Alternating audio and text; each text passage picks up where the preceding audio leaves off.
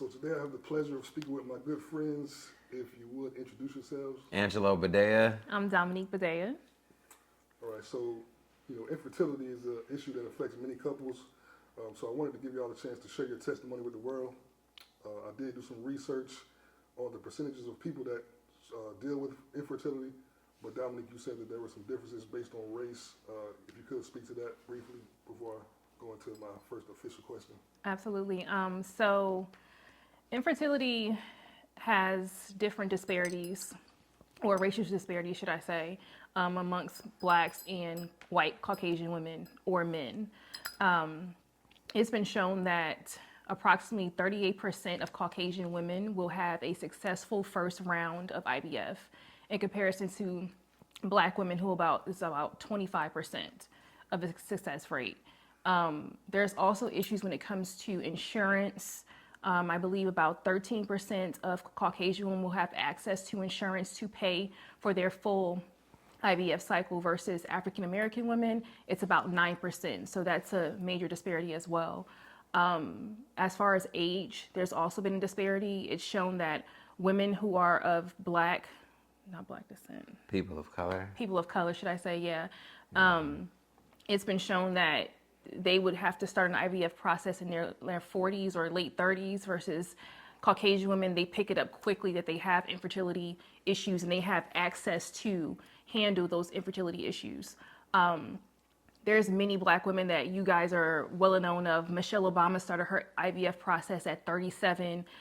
Candy Burris, Gabrielle Union. There's so many women who have to undergo IVF. So it's a major thing for sure. I got you. So my first official question is, when did you become aware of the infertility issue and what was your immediate reaction? I think you should take that one. Okay. Yeah. So Angelo and I got married in 2019. And we wanted to try to start, building our family. So of course we started trying. And we have been trying for at least like 6 or 7 months. And normally that's about the time that it takes for a natural pregnancy to happen anyway. But I felt like, me being who I am, I'm kind of impatient when it comes to certain things. And I am a planner. I felt like it was taking us a little bit longer. So we have been trying for probably about a year at that point, like going into 2020 and when COVID hit and all those different things. So we were just trying, and then it came 2021 and I'm like, man, we should have been pregnant by now. And it wasn't happening. And I got really zoned in, I guess you can say. I was tracking my ovulation. I was buying ovulation strips to try to see if I can figure out exactly when we need to do what we need to do to get pregnant. And then it got to the point where it wasn't fun anymore. It became more of like a job, and he can speak more to that because I think it affected him on that end more than it did me. But I was just telling my husband, like, we need to go and see what's going on. It's no way. Like, I know by now we should have been pregnant. So at first he was like, oh, babe, just chill. Like, it's going to work out. And then I think it started to hit him as well. Like, yeah, we probably should have been pregnant by now. So I found an IVF doctor, or should I say my best friends, they had an IVF doctor for their process, and they had a great process. So I was just like, let's just go ahead and try Dr. Should I say her name? I guess I could say. Dr. Monica Bess. She works for RBA, which is Reproductive Biology Associates in Atlanta. So we went and tried to get an appointment with her, and she was kind of booked out. And we finally got on the schedule, and then we got to that point, and I'll let you tell your side of it. Yeah, you definitely were planning everything out to the T with the ovulation strips were a bit much. It was a bit much. But once we got to the point, I think you brought up IVF. I don't think I even heard of IVF. Being a teacher, being a science teacher, I just had never, I heard of it, but just never was like, that's something we need to do. And so it definitely was a shock, or it was a eye-opener to know that you have to go through this process. But I'm glad we did it, most definitely glad we did it. But it was definitely a struggle. It was definitely a process. Everybody talks about practicing when you get married. Practice was not fun at one point, but it was dope at the same time. We grew through this process most definitely. For sure. So at some point, did you become frustrated, or did it ever like take some kind of toll on your marriage at some point?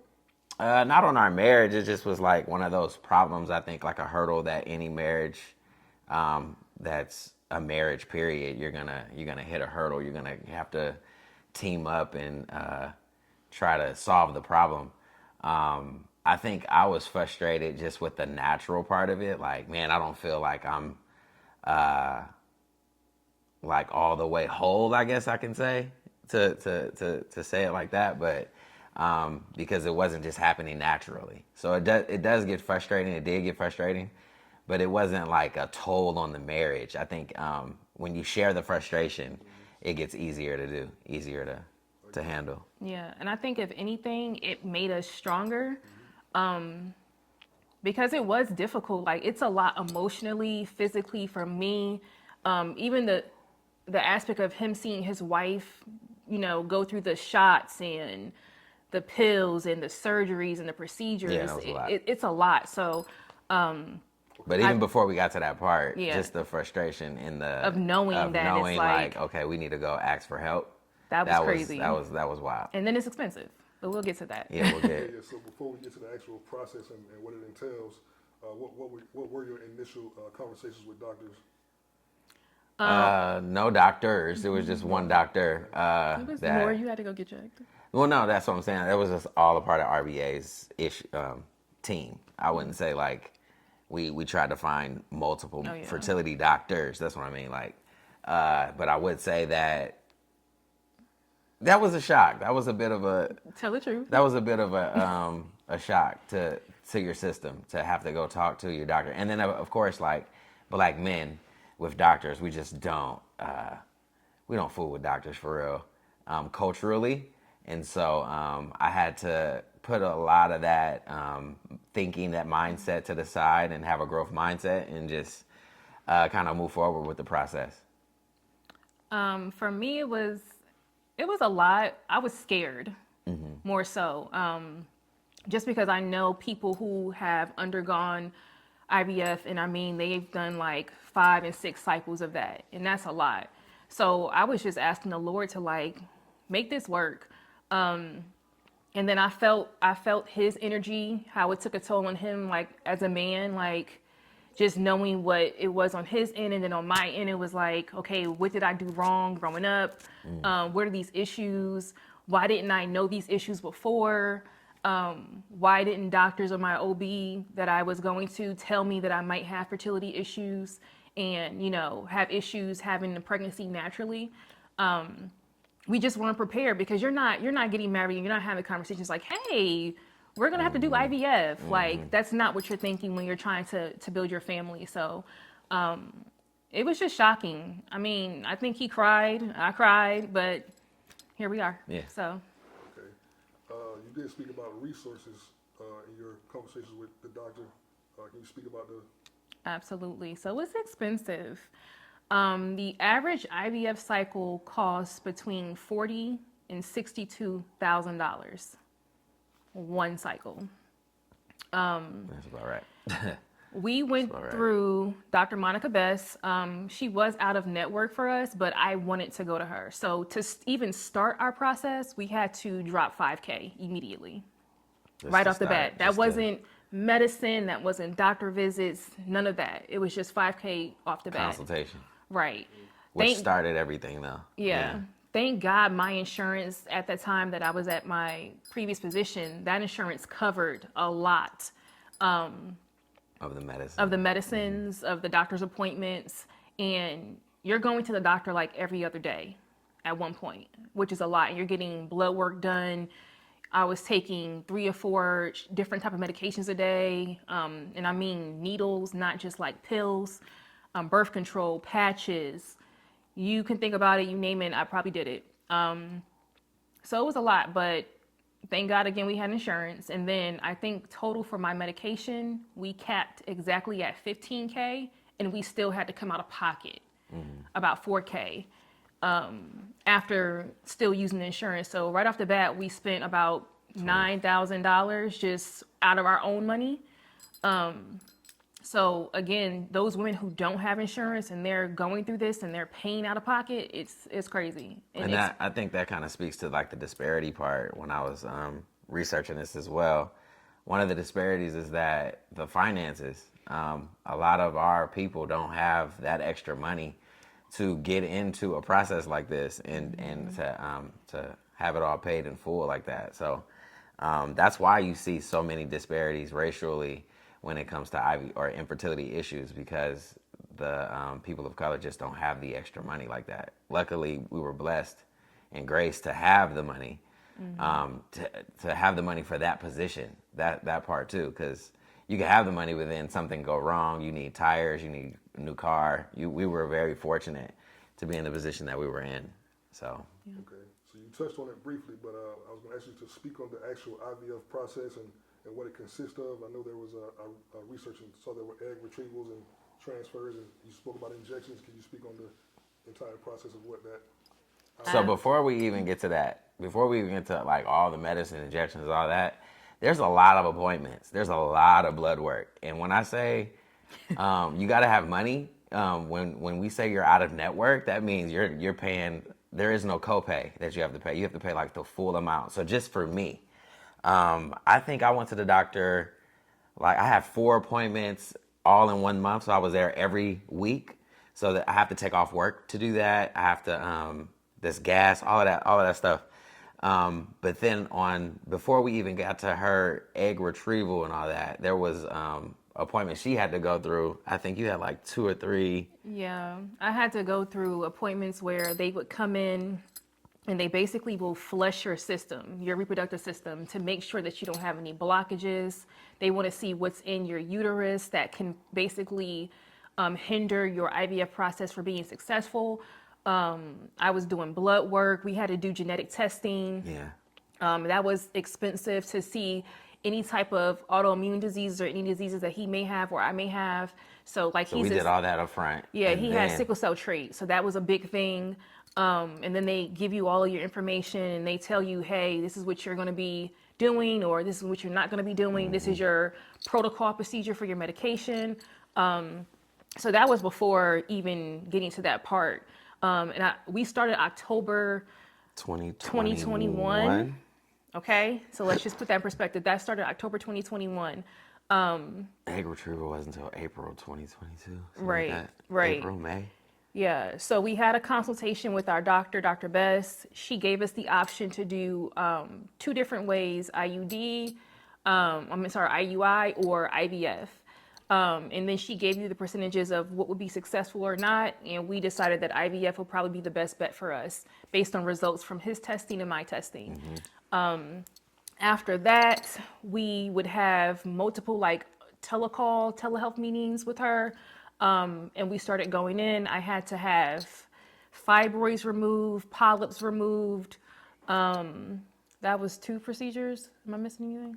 Yeah, you had 2 procedures before the actual process of, because see, you had to have those 2 procedures to the polyps removed, and then we started medication to make your eggs proliferate. And so that led up to egg retrieval. And then once we did egg retrieval that same day, I provided a sample and they put them together. Like, what did they say? Harry Potter? They're going to make magic or something.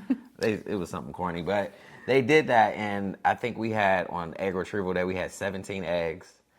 12 were fertilized. Of the 12, 9 were brought to maturity. And of the 9, we did embryo, genetic testing on all 9 embryos, was it? Or 7 embryos? And that is because everyone doesn't have to do genetic testing. Genetic testing happened because I was 35 starting, over 35, and also African-American woman, so you're like higher risk for everything. So she was like, we have to genetically test your embryos. That's so $100 per embryo. Yes, and we actually had 7. That's what it was. And 7. only 4 came back normal. So we went from 17 eggs to only 4 embryos. So just to give you context, there was a woman next to me, and when I was coming out of the surgery, I heard her say that she only had 5 eggs starting off with. That's it. Where we had 17 and got down to 4, she only started with 5. I was just like, that's crazy. That's crazy. And I didn't really understand that until we went through the process, and it was just dwindling as it was going on. Yeah. So then after that, you wait until the genetic testing happens, and then they'll call you and they'll say, hey, this is going to be your transfer date. So I think I was actually on the road because I traveled for work.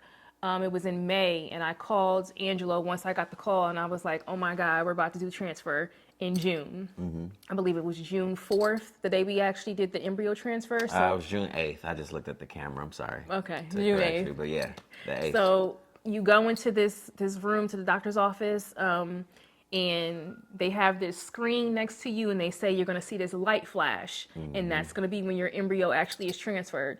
So Angelo he saw everything. I couldn't really see anything, but they literally have like a lab right next to the room, and they bring in the embryo, and I was on the table, legs, whatever, and they just put it in, and that's it. They give you a picture of your embryo. We should have brought it down, but we didn't. And then you just kind of go from there, and you wait. That was probably the longest 2 weeks of my life so far, is waiting 10 for that days. positive pregnancy test. And the reason I say that is because it's not guaranteed it'll work. Yeah. Again, Black women in comparison to Caucasian women, we have less chances of a positive pregnancy test after an IVF process. And then if it is positive, you have a less chance of actually going through your entire IVF cycle, the birth process, and having a live birth. So just think about that. Like it was So always just a lot of- stressor. It was yeah, like it was a lot of stress. stress. From stress. embryo transfer date to pregnancy. What is it? Pregnancy test. Because you had to actually go in. You couldn't just pee on a stick. They wanted to do blood work. So that 10 days was very long. But man, we were very, very fortunate and graced to be in the situation we're in right now. Yeah. What about those injections? How many were you doing daily? Was it? Oh my God. So it was injections before embryo transfer. So you had to inject for egg retrieval. Okay. So just like 2 months before egg retrieval, you doing injections every week, injection. Every day. And then 3 once times a your day. embryo transfer, you get the positive pregnancy test. Now you're injecting every night. And in the morning, remember you were doing those patches in the morning or something Yeah, I every had 2 days? patches on me, and he Yeah. would do, because you had to inject yourself in the butt, basically. So I was doing her shots in the. So he was doing the shots at night. It was a progesterone shot, and I had to do that from, I think, 2 weeks before a positive pregnancy test all the way up to 13 weeks. And before those shots, just leading up to the egg transfer. So what you want to do is your body's trying to do something that it doesn't naturally do. It's trying to formulate all these eggs for your egg retrieval. And that's not naturally what happens during that month period of when a woman has her Releases menstrual the egg, cycle. yeah. She releases her egg. That is not what naturally Nobody happens releases 17. It's at all. not normal. So I was giving myself 3 injections. I was on birth control, and I was also on a patch, an estrogen patch. And that was for about a month and 4 days, I believe it was, every day. And the medicine was like really expensive, as we mentioned. We had to keep it in the refrigerator. And there was one crazy moment I'll never forget where the medicine comes from Boston overnight, and They had a storm. they had a storm. And I did not have my next shot. And I was like, what are we going to do? So I literally was running around, calling, driving. We drove to downtown Atlanta, back to our house, back downtown, back to our house, I think, in one day, in a matter of like 4 hours. And then that was the first time we had to pay like $2,500 out of pocket. Yeah. And Just for then like 3 shots. 3 shots to get me to my next round of shots. And then it happened again, I think a week later, where we had to pay like another $1,500 out of pocket. And I think a lot of people don't talk about this, but the as a husband, just watching your wife go through this, you start to see like the strength of a woman. Like it's different than our strength. But I was just very proud of you because it was just like, I was, wow, like the amount of medicine you were putting in your body and trying to trick your body into, believing it's pregnant was just incredible work. So I saw that like many women deal with emotional trauma during the IVF process. So is that something that you experienced? And if so, can you speak to that? Yeah, so you're putting hormones into your body, not your natural hormones that are up, down, regulating. Like I was shooting myself with a lot. So there was some nights where it was just like, we had some rough moments, where I was just scared, or I was traveling for work and I had to kind of do my shots by myself that I'm used to him doing. And there was moments where I was just like, Lord, what if it doesn't work? What if this fails? It was a lot. It was a lot. And then just hoping that my body does what it needs to do, based on what the science does. That was, I don't want to say a burden, but it was heavy. Because I didn't want to disappoint him either. He took this on with me. And I know this is not what he would have wanted to do, but he was just like, whatever we have to do. So it was just a lot. And then we didn't want to share with people. So our close circle only knew. And that was even hard to do, right? Because you just want to like talk about it. But we had to keep it close to the hip. So yeah, the emotional stress of it, it was definitely some moments where I was just like, I don't want to do this anymore. These shots, it's a lot. I'm not feeling well. Like, it was just a lot. So. Okay, so you kind of led into my next question. I was going to ask you, what kind of support system did you have along the journey? Can you speak to like family, friends, and what kind of support system you had? Family, definitely. It was funny though, because my dad didn't really know what IVF was either. So it was like, telling them about stuff was ended up being like a lesson. I'm teaching a lesson now on IVF and what we're doing. I definitely have friends who understood and who were supportive. I think you had more of the support though, like, cause.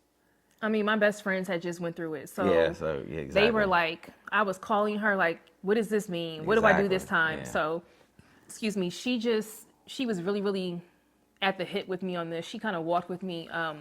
But we had the people that knew, we definitely had like our prayer warriors going in. Like he said, our family, our friends, our parents, like they definitely held us down. In prayer. In they prayer. Prayed so much. Yeah, we definitely had that there. Our village was already forming. Yeah. One thing we had to do too is like be careful who we told. 'Cause, right.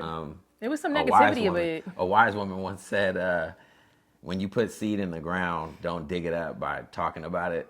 And it was certain people you can't talk to about what you're going through and what you're growing through. You can't even discuss it because they just won't understand, or they're going to get into like a negative vibe and have you digging your seed up with your own mouth. So, yeah, it was certain people that weren't involved in the support system that normally would be, but they weren't. Yeah, I remember catching myself one time I was out and I was going through it and I was talking to somebody and they were like super negative. And I'm just looking like, you have no idea. Mm-hmm. You never know until you have to, do it. And that's with anything, not just with the IVF process, but it was just interesting, like just keeping it close at the hip and then just not understanding how people are not empathetic to things like this. People really take getting pregnant lightly. Mm-hmm. And it's a miracle. Yeah.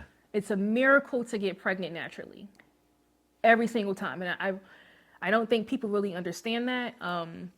So I take it serious. I'm low-key offended when I hear women like complain about being pregnant, like, and you got pregnant naturally. Like I have an attitude with you. You got pregnant for free? Yeah, for free. Like that's a whole nother story though. But yeah, definitely.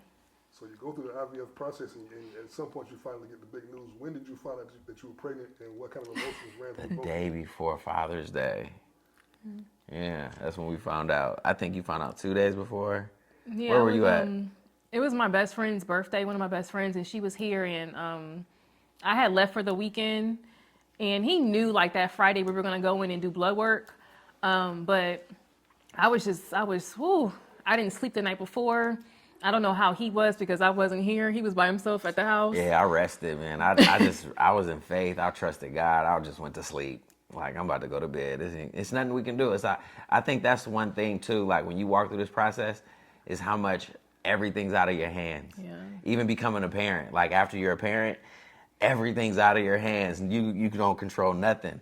And so, yeah, that was a lot. It was a lot emotionally, but I just went to sleep. I just was like, I'm not going to worry. I'm not going to... I'm just going to trust and go to bed. Not me. I was up. I was like, Lord, and my appointment was at 7 a.m. And I remember driving. It was still dark. And when I got there, I sent him a video, and I was just like thanking him for doing this with me.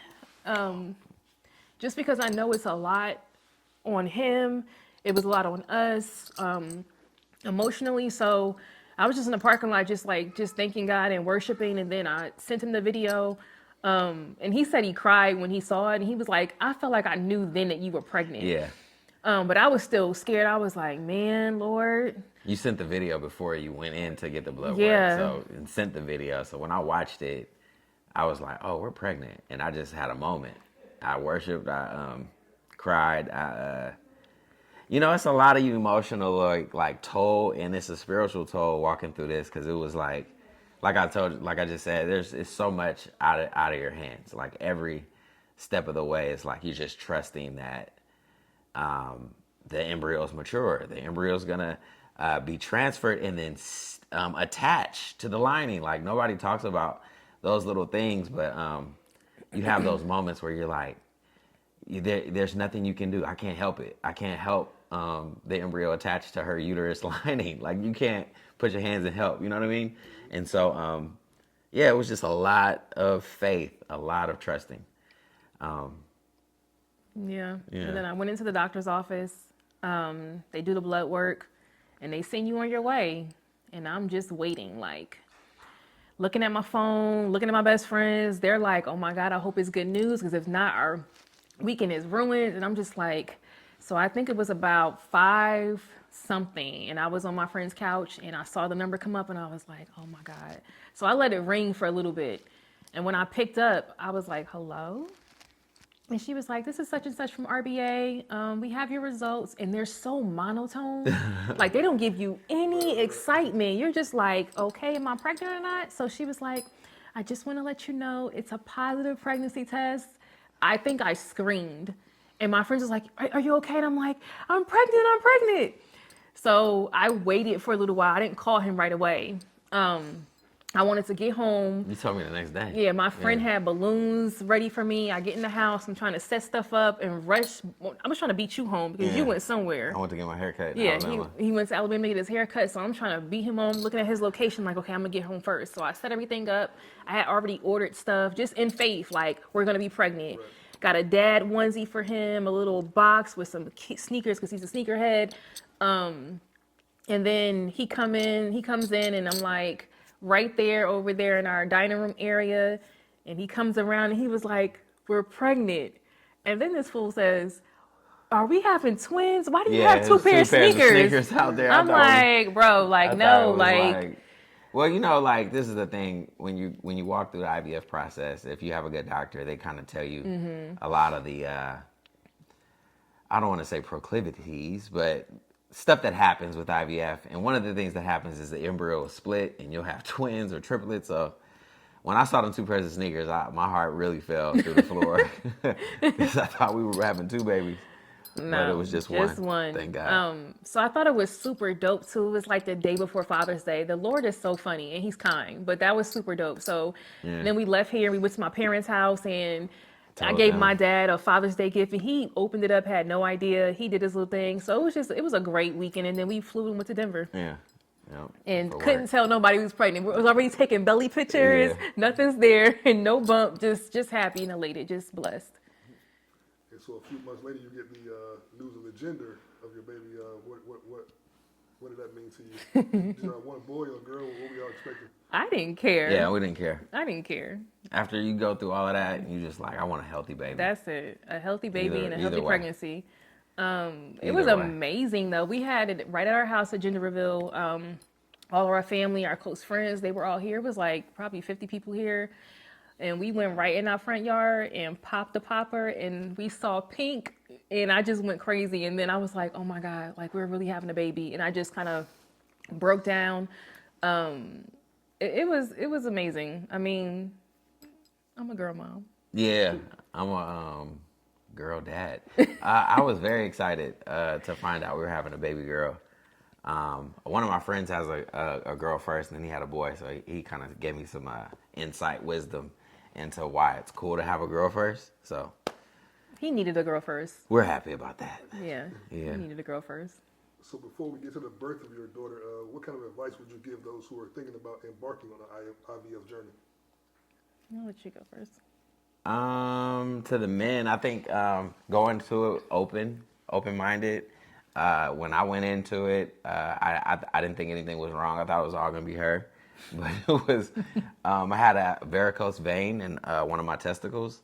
Apparently, it lets blood to go back into an area where the sperm are being produced, and so it was just like an eye opener. So I would say to like young men or men that are walking through this, definitely have an open mind. I would definitely hope that you are a believer. If you are, I would definitely say you need to have like an extreme prayer life because it's gonna get rough. There's a lot of unknowns that go into walking through this process.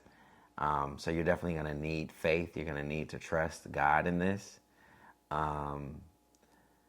Advice, I would say be on one accord for the married couple. Like really make sure you're on the same page because it's one thing to be on the same page financially, but if you're not on the same page emotionally or even spiritually, you're not gonna like last through this, or it's gonna be a bumpy road because the amount of like estrogen and hormone therapy that women do, they're gonna be emotional. So you gotta be ready to be emotional too with them. So just be on one accord in all those aspects. I think what is great advice to a couple that maybe about to embark on this journey. What would you say? Ditto what you said, Okay. echoing that for your perspective of it. As far as the women who are going through IVF, make sure you're mentally prepared for what is about to happen because as he mentioned, you're literally shooting hormones into your body at a crazy rate that's not normal. And people don't understand how hormone fluctuation can really cause imbalances. So you're going to be extremely emotional. Everything is like a trigger. Everything makes you cry. Be aligned. Understand that there needs to be a plan in place because there's some sacrifice when it comes to this as well, right? So there's time scheduling. There's just sacrificing your body as well. I would have bruises everywhere that I was giving myself shots. Like I said, I was getting blood work done almost every other day. I felt like at one point, the driving, the financial aspect of it. Make sure you have a women's circle, and you can find resources through other IVF groups and women who went through IVF. Understand what the process is, what it entails. Understand the cons of it as well, because it's definitely a beautiful thing, but it does have its cons on your body. Because again, it's not a natural thing that you're doing. Understand that everyone won't agree, and that's fine, right? Everyone won't agree, they won't understand. The only two people that matter is the person that you're growing and your husband. That's it, or your spouse. Nothing else matters. Block out the noise. Be grateful through it all, even through the low moments. Just be grateful. Stay in that mindset of being grateful that you're able to do this, that you're going through this. Stay positive. Speak what you want to see. I'm going to have a successful pregnancy. I'm going to have a live birth. I'm not going to have any complications. Just remember those things that you're going through, and pray. I can't say that enough. My husband used to leave me sticky notes everywhere when I would come home from being on the road for work. And it was just like scriptures or just saying, thank you for what you're doing for growing our family, just things like that. So the encouragement part, and like he said, just be aligned. Yeah. Gotcha. And finally, you finally give birth.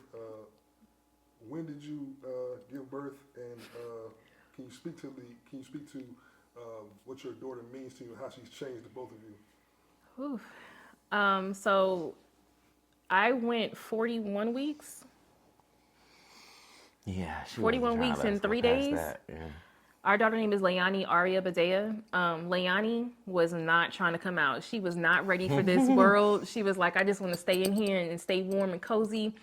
So my doctor was like, I'm going to give you a couple of more days. And if she does not start, if you're not dilating, which means your cervix is starting to just open up so the baby can come down, we're going to have to induce you because it becomes a high risk. I'm already high risk, right? Because I'm an IVF pregnancy. I'm a Black woman. IVF babies tend to have like heart issues and things like that. So everything's already high risk. So as you're progressing through your pregnancy and you're getting higher in those weeks, the fluid that protects the baby starts to decrease.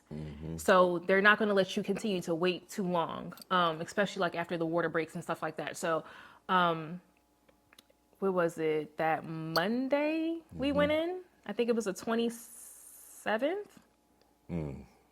26th? Later. She was born on The first. First, so it was February. I'm thinking it's 31 days. February. It's only 28 days. So yeah, it's 27. Yeah, the 27th. So we went to the hospital. I had to stay overnight. They give me medication to help me basically start to go into labor. Homegirl was still chilling. So it's this medicine called Pitocin, and it makes you not naturally start to go, and it just wasn't working. So we were sitting there. You can't eat, you can't drink anything, like all that's over. My sister was there, he was there, of course. And it was a rough labor. So I'm just having flashbacks, I'm sorry. So I'm trying to do it naturally, right? I did not want to get an epidural. The epidural basically is an injection into your spine that helps with pain management when you're in pregnancy. So I didn't want to do that. I wanted to try to I had a birth plan all planned out. We had a doula. We were trying to just naturally let her come and naturally let her do what she needs to do. So when we first went in, my cervix was not dilating. And how can I explain it? The nurse came in at the time and was like, "Oh, you talking about that part?" Yeah, I'm going through the whole thing right now because I'm having flashbacks. But the nurse is like, "Yeah, you're doing so good. Let's check." So she checked, and she's like, "Oh, you're still 1.5," and I'm like, 1.5? You have to go to 10 centimeters, right, before you can start pushing and go into active labor where your baby's coming down. So they're up in the Pitocin. I'm on the ball. We have a whole room set up, a whole ambiance. My husband's being so supportive. My sister, they're rubbing my back. I'm in the shower. I'm just trying to stay calm. And then they're like, "Well, your water hasn't broke, so we're going to break your water." So that already is painful. They go in and they just do what they have to do. But when it happened, you see the movies, I'm thinking it's going to be shh. It was a little drip, drip, right? So I'm like, okay, but the contractions started to pick up. So I'm like, oh my God, whew. Yeah. Right. So then the doctor comes in and she checks me and she's like, well, let me backtrack. A nurse came in and she checks me and she's like, "Oh yeah, you're what'd she say? 4 centimeters. 4 centimeters. I'm like, okay, we're making progress. Nah. She was wrong. Another thing, please have someone to advocate for you when you're in the room because you're not in the not in the right mindset. So whether it's your spouse or a doula, someone has to advocate for you at all times. So then my doctor actually comes in and she checks me. She's like, "Oh no, you still 1.5. What?" And she's like, "Your water is not completely broken." What? So she has to break my water again. And then that's when the whole splash comes out. So at that point, I don't know what that second water break did, but these contractions were, baby, they were coming. Okay. So I was still trying not to do the epidural. And at that point, I would think I wasn't really able to really talk no more, right? Yeah. Yeah. But So she asks me "Yo, are you okay with me getting up?" I'm like, "Sure, you need an epidural, get one." So she gets the epidural, and then 2 hours after that, maybe an hour and a half after the epidural, she's sitting there and she's like, "Yo, I gotta go to the bathroom." It was not the bathroom, but it was Leilani. yeah, she was laboring down, so she was coming down the birth canal, and they sit you. Okay, and then the epidural has effects, right? So I'm shaking viciously. It was crazy. My husband was like, "What is wrong with her? Why is she shaking like this?" He was going off at that point. What is going on? No, you need to do something. But it's just a part of the epidural. And I didn't know because I didn't research about it. I didn't want to get one. So I'm sitting there. They have me on the peanut ball. And I'm I have an oxygen mask on my nose to kind of calm me down, my breathing. And then I just feel it. I'm like, yo, I gotta go. Like, they're like, no, no, no, no. So the nurse, she was amazing, the last nurse, and she checks me. She's like, it's go time. And I'm like, what? At this point, it's about 10:30 at night at this point. And we've been in there all day long. So this is about, I was in labor for about 13 and a half hours, 14 hours. So it's 10 o'clock. Leonie did not come on her due date. And I'm like, babe, this is, oh my God. So they're like holding my hand. He starts breaking out into a sweat. I'm like, are you okay? Like, what is going on? Labor's rough. Yeah. So he's on this side. My sister's on this side. And they're like, okay. So they massage your cervix area to kind of stretch you out so you don't tear.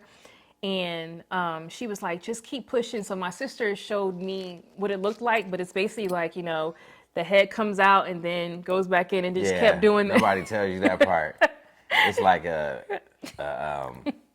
it's not like they just come out. They get squeezed out. And it's traumatic for the baby as well. But just kind of speaking to how she changed our lives though, like she has changed everything. Like the house is different and we said it wouldn't be different. Us being on time is non-existent. We don't ever be on time for stuff no more because we have a whole nother person we got to think about. So just her being here is life-changing. I would say this, a lot of men that have had kids, they were telling me like, yo, your life's going to change. And I was like, what are they talking about? Like, so the moment she came out though, when I heard her scream, I had this like feeling of hope. And there was this like imagining where I was going forward in time and I was like, I can't wait to give her first lemon. I can't wait to give her first piece of ice to like see her react. And that's what happens when you have a baby, when you have your kid, you get really, really hopeful for just tomorrow. You can't wait till tomorrow. I can't wait to take her to the park. I can't wait to get her on a swing for the first time or give her first pet. You know, like all of these things happen. And so that's what really changes for me is like I had this innumerable amount of hope that just like hit me. And I was just like very excited about life and just doing life, not just with my wife here, but our daughter as well, Leonie.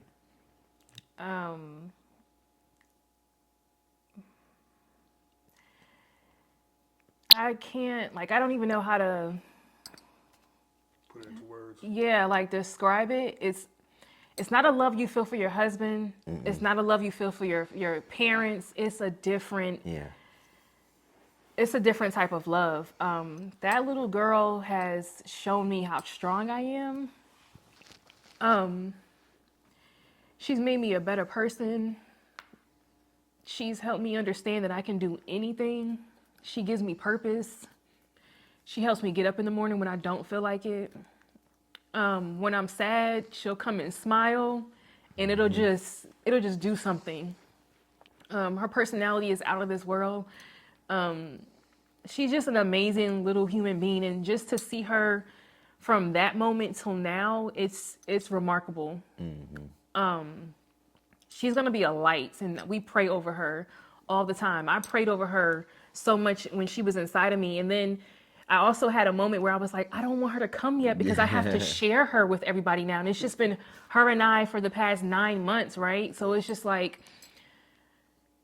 I just don't know how to, it's a different type of love. It makes me understand how God loves me. Yeah, it's unconditional. If that makes any type of sense, because that's a different type of love there. That's deep.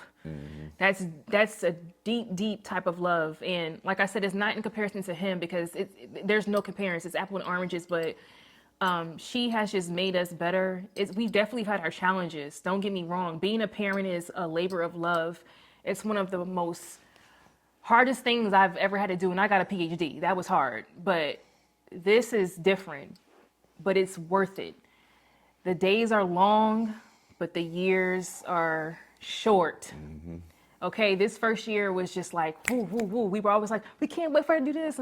And now she's walking, she's talking, she's like so smart and intuitive and so curious. And it's just been an amazing journey. And I'm so grateful. And I thank God all the time for just being able to do it with him, because I don't think I could have done it with anybody else. Yeah. And people may understand that and they may not understand that, but this is my best friend, my partner in crime. Like, we ride or die together. Yeah. And that's just our baby. Like, and we're so grateful and blessed. She's definitely she's a light. She's a light to us.